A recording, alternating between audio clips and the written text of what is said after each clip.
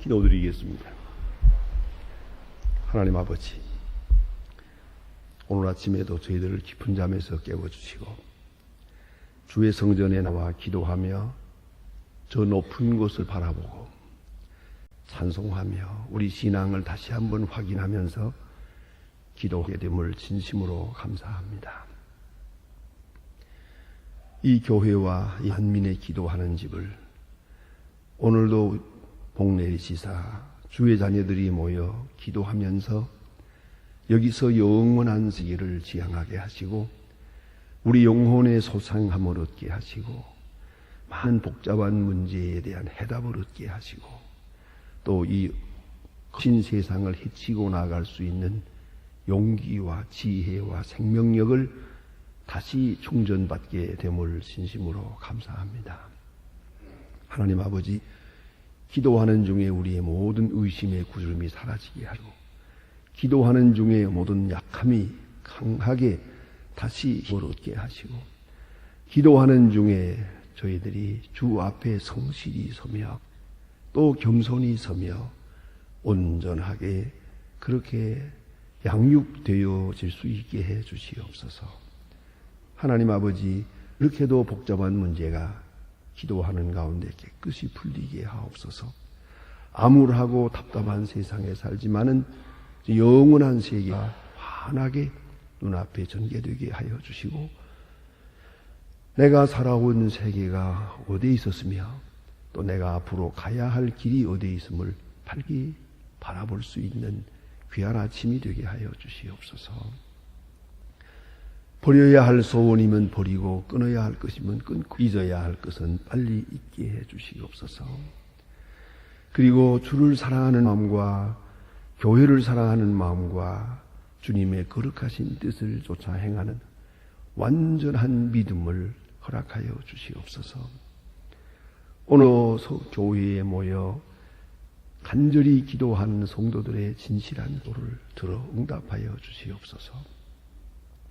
사람들이 모였다 헤어지는 곳이 되지 않게 하시고 주님이 함께하며 주님 말씀하시며 주님이 친히 한 사람 한 사람을 만나서 깊이 어루만져 주시고 사귀어 주시고 함께 하시는 그런 간 체험이 있는 교회가 되게 하여 주시옵소서. 오늘도 하나님의 말씀이 능력 있게 하시고 이 말씀을 듣는 사람마다 구원을 얻고 소생함을 얻고 새 사람 되게 하옵소서. 하나님이여, 이 교회가 맡기신 그 귀한 사명을 잘 감당하게 하옵소서. 선교, 봉사, 친교 그리고 모든 일에서 교육 하나하나에서 정성과 진실을 다하게 하시고 모본이 되게 하여 주시옵소서. 사랑의 모본이 되고 믿음의 모본이 되고 그리고 거룩한 사역의 헌신의 모본이 되는 교회가 되게 하시옵소서. 하나님 아버지, 이 나라를 돌보아 주시옵소서. 이 혼란과 어지러움 속에서 건져주시고 사람의 뜻을 다 제거하시고 주님의 뜻만이 조용히 나타나는 시간 되게 하옵소서. 하나님 아버지여, 주께서 함께 하시고 능력을 도와사 이 나라가 이 말세에 소중하게 쓰여지는 그런 국민이 되고 민족이 되고 나라가 되게 하옵소서. 주께서 꼭 사랑하시고 필요한 자를 세워주시며 또 세우신 자에게 능력을 더하시옵소서.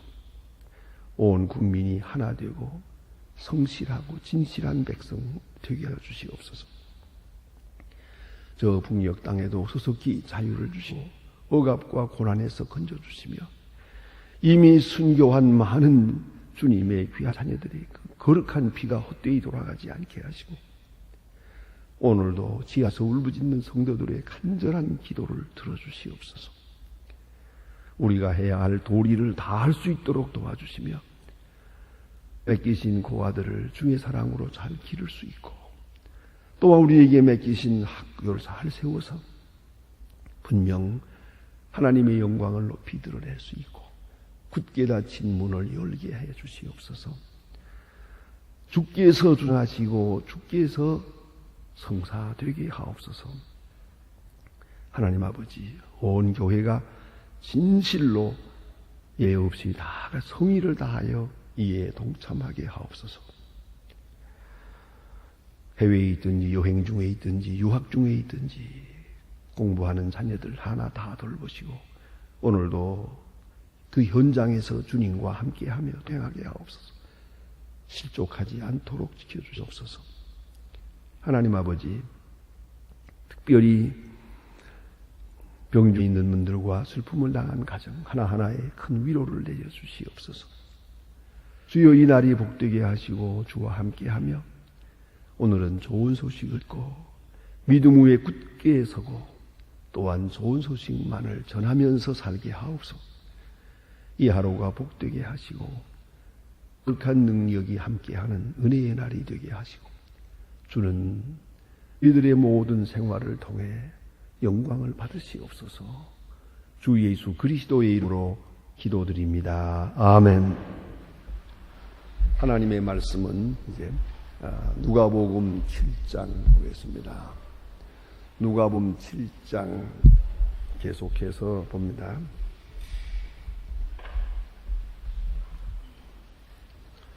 누가복음 7장 18절로부터 오늘 18절로 23절까지 보겠습니다.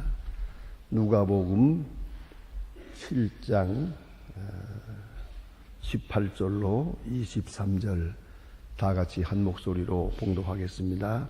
요한의 제자들이 이 모든 일을 그에게 고하니 요한이 그 제자들 중에 불러 좁게 고하라되 오시리가 당신이 오니까 우리가 다른 일을 기다리오리까 하라 하매 저희가 예수께 나아가서 세례 요한이 우리를 보내어 당신께 말하기를 오시리가 당신이 오니까 우리가 다른 일을 기다리오리까 하더라 하니 아침에 예수께서 질병과 고통과 및 악귀를 들린 자들을 많이 고치며 또 많은 소경을 보내게 하지.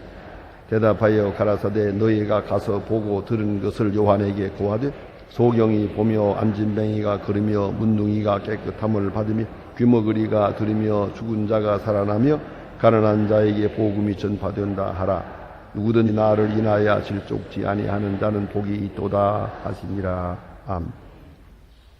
오늘 주신 말씀 참 우리가 성경을 읽을 때마다 참 유감스럽고 어찌 이런 일이 있는가를 생각할 만큼 우리의 마음을 참 좀 때때로 그런 어지럽히기도 하고 어떤 때는 예수님 앞에도 이런 일이 있었구나 하는 그런 놀라움을 금할 수 없는 말씀이 옳시다.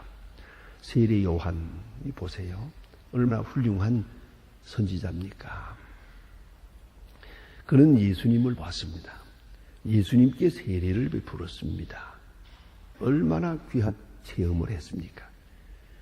보라, 이분이 메시아다. 내게 말씀하신 분이 바로 이분이다. 그 증거했습니다. 세례 이분이 바로 메시아라고 세례까지 베풀었습니다. 그리고 그는 또 헤로드 왕의 잘못을 이렇게 고하다가 지금 감옥에 갇혔습니다. 감옥에서 그는 고생하고 있습니다. 어쩌면 이 감옥에서 그대로 죽어가게 됩니다. 그런데 그 감옥에 갇힌 죄목이 너무나도 의미 없는 것입니다. 헤로드 왕의 불륜을 책망하다가 감옥에 갇혔는데 전설에 의하면 헤로드 왕의 향연을 하는 그 파티를 여는 그런 춤추고 놀고 하는 그런 그 연회장 지하실이었다고 합니다. 바로 그 지하실에 세례 요한이 감옥에 갇혔었다 하는 겁니다. 그래서 사로메라는 소설에 보면 그렇게 나타나 있고요. 또 그 사로메라는 그 오페라도 보면은 그 오페라에도 그런 것을 볼 수가 있습니다.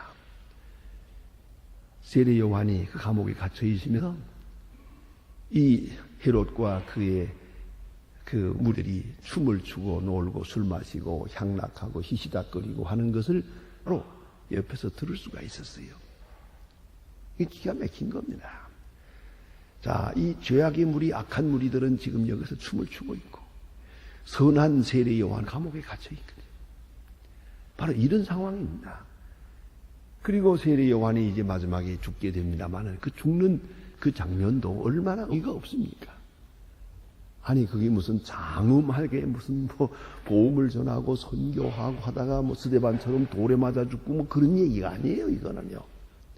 지금 세례 요한이 감옥에 있다가 헤로디아가 춤을 추고 그리고 사로메가 춤을 추고 할 때 이 사로메가 춤을 출 때 대헤롯이 너무너무 마음이 좋아가지고 기뻐서 너무 즐거워서 내 소원이 뭐냐? 나라 절반이라도 주마 했더니 이것이 가서 그러지. 자기 어머니하고 의논하고 나서 하는 소리가 세례 요한의 목을 달라 그랬잖아요. 그래서 제가 죽는 것도 여러 가지가 있지만 이렇게 시시하게 죽어서 되겠어요? 이렇게 죽어서 되겠냐고요, 이게. 한 여자의 춤에 미친 남자가 그것도 술 취하고 한 말을 이걸 지키기 위해서 세례 요한을 목을 쳐요. 이렇게 해서 세례 요한은 죽습니다. 이게 얼마나 어이가 없는 일입니까? 그 죽음이 임박했을 때, 가까웠을 때 되어진 얘기입니다. 이게 지금. 세례 요한이 사람들을 보냅니다. 자기 제자들이 자꾸 찾아와서 얘기하는 거예요. 아니 메시아가 왔다는데 뭔가 분명한데 어째서 이 옥문을 열어주지 않는 겁니까? 아마 세례 요한과 제자들은 이렇게 기대했는지도 몰라요. 메시아가 왔으니까 메시아가 능력을 나타낼 뿐만 아니라 이 감옥에 와서 감옥문을 활짝 열고 요한아 그동안 수고했구나 그러면서 끌어내줄 줄 알았죠. 그런 능력을 나타낼 줄 알았겠죠. 우리 사도행전에 보면 그 베드로가 감옥에 갇혔을 때 옥문이 열리는 얘기가 나오죠. 또 사도 바울이 빌립보에 있을 때에도 그런 옥문이 열리는 얘기가 나오죠. 뭐 그런 이적들도 얼마든지 있을 수 있지요. 그래 옥문이 활짝 열리면서 세례 요한이 영광되게 환영을 받으며 나오게 될 줄 그렇게 생각을 한 거예요. 그게 기다린 거예요. 아무리 기다려도 그건 안 돼요. 그리고 소식은 들려오는데 메시아는 분명히 지금 능력을 나타내고 있고 병 고치고 있고 뭘 하고 있다. 아니 그게 문제가 아니고 지금 이 옥문이 열려야 되는 거 아니냐. 그 생각을 하다 못해서 사람을 보냅니다. 그런데 오늘 여기에서는 두 가지 적이 있습니다. 세례 요한이 이렇게 고생을 하다 보니까 의심이 생겼다는 거죠. 확실하게 체험하고 이분이 지하다고 했지만은 자기 생활이 어려워지다 보니까 그때 그것이 사실인가? 그 어떤 분의 해석처럼 그거 내가 꿈꾼 거 아닌가? 정말 내가 메시아를 만났나? 그 소중한 점마저 흔들리거든요. 이게 바로 믿음의 동요라는 거예요. 믿음이 흔들리는 거예요. 내가 고난당할 때 믿음이 흔들리는 거예요. 이게 문제라고요. 내가 고난당하게 될 때 근본적인 믿음이 흔들리는 거예요. 그래서 나 중심적으로 하나님의 뜻을 해석하게 되는 거예요. 하나님 중심적으로 내가 당하는 사건을 해석해야 됩니다. 그런데 나 중심적으로 하나님의 일을 생각해요. 그래서는 내가 일이 잘 되면 하나님이 내게 복을 주시는 것 같고 하나님이 살아계시는 것 같고 내가 복을 못 받고 내가 병들고 내가 실패하고 뭐 잘 안 되면은 하나님이 나를 버린 것도 같고 좀 더 나아가서는 하나님이 계신가 안 계신가 여기까지 나가는 거예요. 이게 나 중심으로 이루어지는 신앙의 동요예요. 흔들린단 말이에요. 마귀는 항상 우리 믿음을 흔들고 있단 말이에요. 그런데 나 자신에 의해서 흔들린다는 걸 잊지 말아야 돼요. 내 정욕과 내 생각이 있기 때문에 흔들리는 거거든요. 세례 요한의 믿음이 흔들렸어요. 그런데 세례 요한 자신이 흔들려서 야 이거 도저히 참을 수가 없구나. 가서 좀 물어보라. 정말 오시리가 당신입니까? 그 말은 다른 말로 말하면 당신이 정말 메시아요? 당신이 메시아라면 지금 어떻게 나를 가만 놔두고 그래요? 내가 여기서 죽어가는데 이런 의로운 죽음을 보고 그냥 가만히 있을 거예요. 메시아가 와 있는 이 땅에 어떻게 순교자가 나느냐 이거예요. 억울해 죽는 사람이 생길 수 있느냐는 거죠. 병자를 고치며 죽은 자를 살린 판에 그래 의로운 자가 이 감옥에서 죽을 수 있느냐고. 여러분 생각해 보세요. 메시아가 왔습니다. 메시아가 와 있는 바로 이 시간에 병자는 고치면서 심지어 죽은 자는 살리면서 멀쩡한 사람 죽도록 내버려 둡니까? 더구나 의로운 사람이 감옥에서 죽도록 내버려둬도 되는 거냐고요, 이게. 여러분 논리적으로 생각해 보세요. 바로 이런 논리가 세례 요한의 마음에 고통을 주는 거예요. 이거 말이 안 된다. 메시아가 있는 땅에 보세요. 어떻게 세례 요한이 감옥에서 죽습니까? 이렇게 어이가 없게 죽을 수 있냐는 거예요. 이게 바로 세례 요한의 마음이 동했다, 움직였다, 이런 생각을 갖게 되고요. 또 하나는 세례 요한 편을 좀 크게, 좀 많은 점수를 주어서 후하게 해석을 할 때는 그렇게 해석하지 않습니다. 세례 요한은 틀림이 없는데 내가 메시아를 만났지, 메시아에게 세례를 주었지, 그건 틀림없지, 메시아가 오셨다 생각하지만은 제자들이 하도 보채니까, 제자들이 자꾸만 메시아가 이럴 수가 있습니까 하니까 제자들의 마음에 확신을 주기 위하여 제자들을 보냈다는 거죠. 가서 만나보면 알 거다. 너희도 만나보면 알 거다. 나는 메시아를 만났다. 확실하게 메시아를 만났다. 메시아가 오셨다. 너희도 가봐라. 가서 메시아를 보면 나 같은 믿음을 너희도 가지게 될 것이다. 바로 그래서 보냈다는 거예요. 제자들에게 믿음을 주기 위해서. 그 해도 또 그리 잘못된 해석은 아니라고 생각이 됩니다. 문제는 여기에 있습니다. 핵심은 여기에 있어요. 예수님께서 이렇게 보내가 되는데 이에 대한 예수님의 대답은 뭐냐 하면은, 예? 인자를 인하여 실족하지 아니하는 자는 복이 있도다. 인자를 인하여, 나를 인하여 실족지 않는 자는 복이 있도다. 아주 중요한 말씀이에요. 실족하면 안 돼요. 실족의 반대가 뭡니까? 만족이에요. 주님을 인하여 만족하는 사람이 복이 있어요. 어떻게? 내가 죽어가더라도. 이게 중요한 거예요. 오늘 예수님은 복잡하게 말씀하지 않아요. 보고 들은 대로 가서 말하라. 보고 들은 대로. 안전뱅이가 그러며 문둥이가 깨끗함을 받으며 소경이 눈을 뜨며 가난한 자에게 복음이 전파되라 하라. 보고 들은 대로 가서 말하라 그랬어요. 그러면 이제 이 보고 들은 대로 가서 말할 겁니다. 세례 요한이 말하면 세례 요한이 뭐라고 듣겠습니까? 병자가 나오며 안전뱅이가 일어나며 군자가 살아나며 그렇구만. 자, 그런데 나는 죽어. 바로 여기에 문제가 있는 거예요. 죽은 자가 살아나요. 문둥이가 깨끗함을 받아요. 그러나 나는 죽어요. 이것으로 만족해야 되는 거예요. 그런데 내가 감옥에서 죽는다면 메시아 아니다. 이게 바로 문제라요. 1000만 명이 병자가 낫고 수만 명이 이렇게 이적을 본다 하더라도 내게 이적이 없다면 이적 없는 거야. 바로 이 마음이, 그게 바로 시험에 빠진 심령이에요. 거기 실족함이 있는 거예요. 그러니까 요새 흔히 말하는 대리만기라는 말도 있습니다만, 나는 이대로 죽어요. 그러나 저기서 병자가 나아요. 죽은 자가 살아나요. 많은 사람이 구원을 받아요. 그러면 나는 이대로 죽어가면서도 만족해야 해요. 만족해야 돼요. 실족함이 없어야 된단 말이에요. 예수로 인하여 만족해야 돼요. 메시아로 인하여 만족해야 돼요.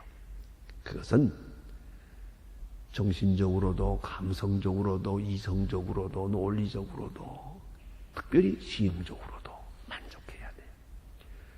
신앙생활은 곧 만족이에요. 충만함이에요. 여기에 의심이 있든가 흔들림이 있든가 조금이라도 부족함이 있어서는 안 되는 거예요. 여러분, 사랑이 충만할 때는 만족합니다. 다 좋게 보이거든요. 아름다운 분이에요. 그러나 사랑이 없을 때는 의심이 갑니다. 흔들립니다. 이해가 안 됩니다. 복잡해집니다. 점점 일이 이렇게 고이는 거예요. 결국은 실족하게 되는 거죠. 이제 묻습니다. 예수로 인하여 당신은 얼마나 만족합니까? 지금 내가 처한 현실 속에서 하나님의 은혜를 얼만큼 감하고 있습니까? 그걸 묻고 싶은 거예요. 오늘 세리 요한은 감옥에 있어요. 그러면서 예수님은 지금 큰 일을 하고 있어요. 그 소식을 듣고 있어요. 자, 세리 요한에게 예수님 말없이 하시는 말씀이 계십니다. 요한아, 동스러우냐? 그러나 메시아를 의심하지 마라. 너는 그대로 죽어라. 그대로 순교하라. 그것이 내게 주어진 길이니라. 그것으로 만족하라. 세례 요한은 주님보다 6개월 먼저 왔습니다. 광야에서 자라서 광야에서 일합니다. 광야에서 회개의 복음을 전하고 외치다가 그는 헤롯의 감옥에 들어가서 그렇게 비참하게 목베임을 당합니다. 여러분, 이 세례 요한이 만족할 수 있겠습니까? 메시아로 인하여 만족할 수 있겠습니까? 메시아로 인한 구원을 보면서 실족하지 않을 수 있겠습니까?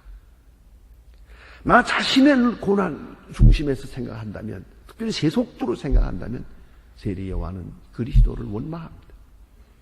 원망할 수밖에 없어요. 그렇잖아요. 근데 그럴 수가 있습니까? 죽은 사람 살린다며 산 사람 왜 죽이도록 내버려 두냐 이 말이에요. 안 그렇습니까? 문둥병자를 고치는 예수님께서 어째서 내가 이렇게 억울하게 감옥에 있는데 찾아보지도 않냐 이 말이에요. 그게 될 수 있는 일입니까? 참 어려운 일입니다. 참 어려운 일이에요. 종종 여기에 비교할 건 못 됩니다만은 그렇게 가끔 병중에 있으면서 찾아오기를 바라고요. 방문해 주기를 바라고 그런 분들이 전화를 받을 때가 있어요. 그러나 다 가지를 못합니다. 때로는 약속을까지 했다가도 뒤에 취소하고 못 가는 경우도 있고요.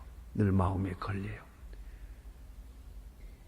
혹 낙심하면 어떡하나, 혹 섭섭히 생각하면 어떡하나. 그렇죠. 내가 아무리 큰 일을 한다고 하고 밖에서 아무리 큰 일을 한다고 하더라도 본인의 입장에서는 왜 나를 찾아주지 않을까? 아무리 바빠도 그렇지. 내가 죽어가고 있는데 나를 찾아오지 않나. 실망하는 거죠. 사랑이 없다. 섭섭하다. 그럴 수가 있나. 나를 중심해서 내 소원 안 들어주는 거예요. 내 이 소원을 안 들어줄 때 하나님의 큰 역사까지 다 부정해 버리려고 그래요. 그게 시험이에요. 오늘 세례 요한에게 주님 말씀하십니다. 나를 인하여 실족지 않는 자가 복이 있다. 그렇다면 세례 요한에게 지금 무슨 말씀하고 계시는 겁니까? 너는 그대로 죽으라. 그것이 내 뜻이다. 그것이 하나님의 뜻이다. 그것이 너에게 주어진 영광이다. 그에게 주어진 마지막 영광이다. 그렇습니다. 세례 요한은 감옥에서 죽었어요. 순교했습니다. 그래서 세례 요한이에요. 오히려 그래서 세례 요한은 영광된 사람이 된 것이죠. 그러나 인간적으로 이 나약한 인간의 심성으로 생각하면 메시아가 왔다는데 나는 왜 여기서 죽어가는가?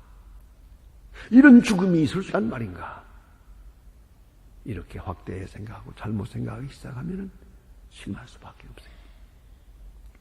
언제나 이것을 잊지 말아야 합니다. 하나님의 큰 역사를 생각하고요. 나는 그 속에 하나의 썩어지는 미랄로 던져버려야 돼요. 내가 영광을 받으려고 하고 내가 혜택을 누리려고 하면 안 됩니다. 그 순간 벌써 시험에 빠지게 돼 있어요. 오늘 세례 요한이 어째서 이렇게 됐습니까? 내일 아침에 보게 됩니다만 예수님께서 그 세례 요한의 제자들이 간 다음에 세례 요한에 대해서 말씀을 합니다. 어찌하여 광야에 나아갔더냐? 너희가 그동안에 무슨 일을 했더냐 말입니다. 그들의 잘못된 믿음에 대해서 간접적으로 비판하시는 것을 볼 수가 있어요. 그렇습니다. 광야에 나가 시기도 했어요. 선한 일 했어요. 바르게 하고 의롭게 하고 감옥에 들어갔어요. 다 좋아요. 그러나 여기서 보상을 요구해서는 안 돼요. 그래서 상급을 받으려고 해도 아니고, 그래서 칭찬을 받으려고도 안 되고, 그래서 메시아의 방문을 받으려고 했다면 그는 실망할 수밖에 없어요. 그는 분명히 메시아가 온 것을 알고 있어요. 그러나 나는 이대로 죽어야 해요. 그러면서 그는 하나님 영광을 돌려야 했습니다. 예수님 말씀하십니다. 나를 인하여 실족지 않는 사람, 우리 교회 생활을 인해서 실족지 않는 사람, 내게 주어진 현실을 하나님의 최상의 사랑으로 생각하고 최상의 은혜로 생각하고 만족한 거예요. 실족지 않는 자가 복이 있어요. 여기 실족하고 불평하기 시작하면 당장 시험에 빠져들어가는 거예요. 엄청난 결과가 옵니다.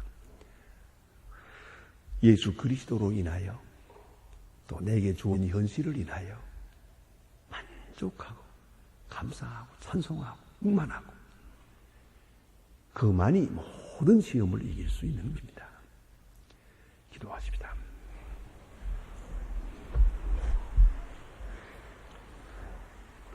하늘에 계신 우리 아버지시여, 이름이 거룩히 여김을 받으시오. 나라의 마옵시며 뜻이 하늘에서 이룬 것 같이 땅에서도 이루어지이다. 오늘날 우리에게 일용할 양식을 주옵시고, 우리가 우리에게 죄진 자를 사하는 것 같이 우리 죄를 사하여 주옵시고, 우리를 시험에 들게 하지 마옵시고 다만 악에서 구하옵소서. 그 나라와 권세와 영광이 아직께 영원히 있사옵나이다. 아멘. 아멘.